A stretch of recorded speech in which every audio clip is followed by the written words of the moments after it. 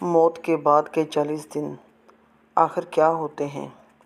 کیا آپ نے کبھی یہ سوچا ہے کہ جب آپ اپنی آنکھیں آخری بار بند کریں گے تو پھر کبھی نہیں کھولیں گے اور یہ دنیا ہمیشہ کے لیے آپ سے جدا ہو جائے گی؟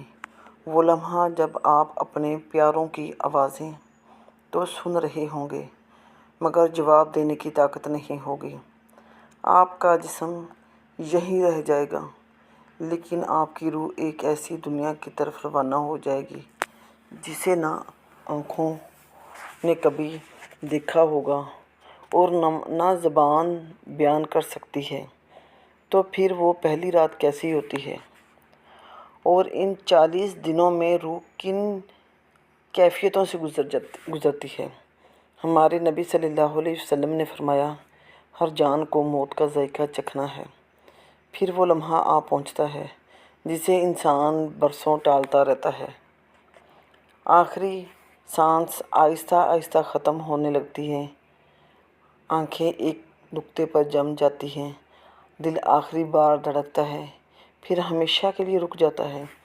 ایک سرد لہر جسم میں پھیلنے لگتی ہے اور یہ اس بات کی نشانی ہوتی ہے کہ روح اب جسم چھوڑنے والی ہے۔ روح آہستہ آہستہ پاؤں سے کھینچی جاتی ہے، پھر ٹانگوں سے ہوتی ہوئی سینے اور حلق تک پہنچتی ہے اور اسی لمحے انسان کو شدید تکلیف محسوس ہوتی ہے۔ اس کے بعد وہ لمحہ آتا ہے جب شیطان آخری بار انسان کو بہکانے کی کوشش کرتا ہے اور کہتا ہے، اپنا ایمان چھوڑ دو، یہ سب چھوڑ دو۔ لیکن مومن اگر مضبوط ایمان والا ہو تو وہ ثابت قدم رہتا ہے۔ پھر فرشتے آتے ہیں، اگر وہ نیک روح ہوتی ہے تو اسے خوشبو لگا کر آسمانوں کی طرف لے جایا جاتا ہے، اگر بد روح ہو تو اسے سختی سے کھینچا جاتا ہے اور نیچے پھینک دیا جاتا ہے۔ پھر جسم کو غسل دیا جاتا ہے اور کفن پہنایا جاتا ہے۔ انسان دیکھ رہا ہوتا ہے مگر بول نہیں سکتا۔ پھر نماز جنازہ ہوتی ہے اور اسے قبر کی طرف لے جایا جاتا ہے، قبر میں اتار دیا جاتا ہے۔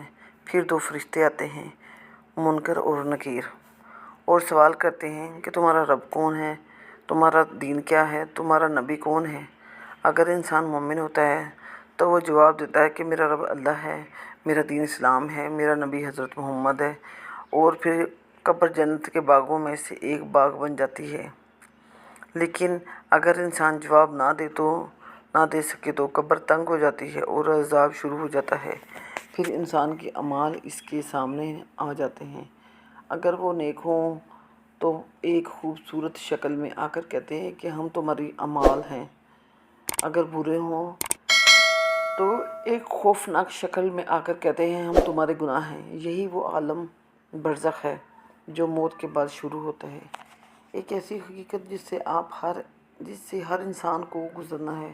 یہ دنیا ایک عارضی جگہ ہے، اصل زندگی موت کے بعد شروع ہوتی ہے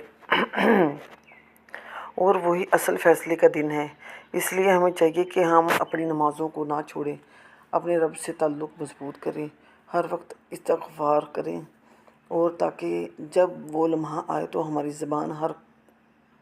زبان پر کلمہ طیبہ ہو اور آخرت آسان ہو جائے۔